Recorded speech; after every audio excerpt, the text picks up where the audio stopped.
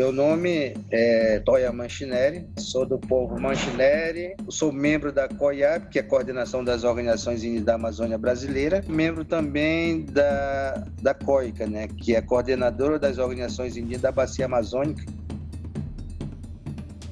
As ameaças elas começam primeiro pela questão territorial, né? Depois pela questão das riquezas naturais, né, que o Brasil tinha e tem atualmente. As ações climáticas, ela transforma muitas questões também na vida, no cotidiano dos povos indígenas, mas a ameaça maior ela vem do Estado, né? O que nós temos é um governo querendo tirar os direitos constitucionais dos povos indígenas, e quando tu não tem uma ação direta do Estado, a mão do Estado organizando e fiscalizando as ações de terceiros, principalmente de grileiros e invasores, ele aumenta muito, né? Mas outra ação também está acontecendo, que são as queimadas, né? Que são os desmatamentos, né? Nos territórios indígenas, né? Então, isso acarreta uma série de problemas para as comunidades. A convenção do Acordo de Paris é uma questão do próprio país com outros países, né? Na redução de desmatamento. E aí é o seguinte, os governos anteriores, eles cumpriram meta, no meu modo de ver, porque eles conseguiram demarcar as terras indígenas e reservas extrativistas. Caso contrário, também não teriam conseguido atingir as metas que foram postas. Ou seja, se o governo Bolsonaro não demarcou nenhuma terra indígena, muito pelo contrário, está dando as unidades de conservação de uso direto para terceiros, como que o Brasil vai honrar o seu compromisso a nível internacional? Não vai.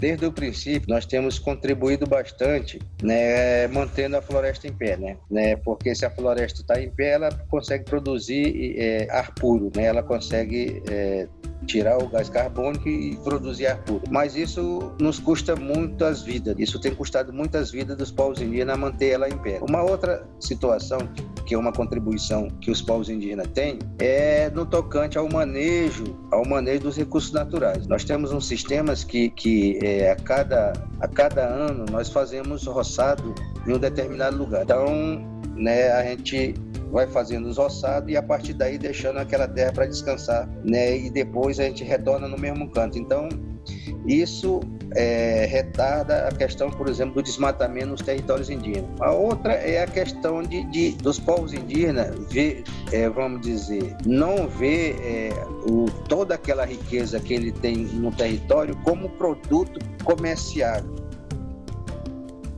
Outro sistema que está sendo desenvolvido é o sistema da COICA, né, que se chama Sistema de Alerta Temprana, né? Então, tem uma iniciativa no Peru e, recentemente, a gente fechou uma parceria e construímos uma plataforma da COICA. Via aplicativo, ele é um sistema poderoso, não só para fazer o monitoramento, por exemplo, de território, né? Mas aí tu pode utilizar essa ferramenta. Primeiro, tu consegue ver teu território todinho num dia, em 1 hora, 20 minutos tu consegue mapear teu território todinho, né? Então isso te dá agilidade, né? E te dá segurança nos dados que tu tem em suas mãos, além de tu, com os dados, tu fazer um mapa onde está acontecendo as invasões, né? Esse sistema de monitoramento, ela é uma ferramenta poderosa para trabalhar novas políticas públicas para os povos indígenas e com o olhar dos povos indígenas, né? Então nós temos que olhar para essas novas ferramentas com esse poder, com esse olhar de que eles vão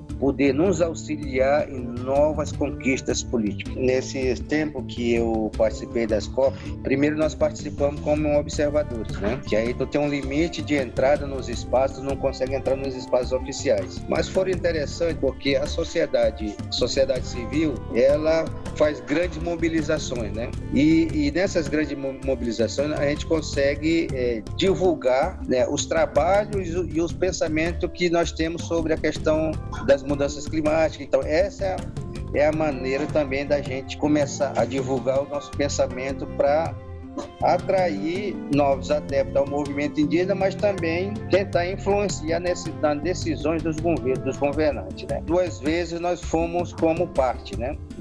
Conseguimos o credencial pelo Ministério do Meio Ambiente, porque lá fora a gente faz muito barulho, faz mas não consegue influenciar muito como é quando é numa sala realmente onde está os principais negociadores para fechamento das propostas, né?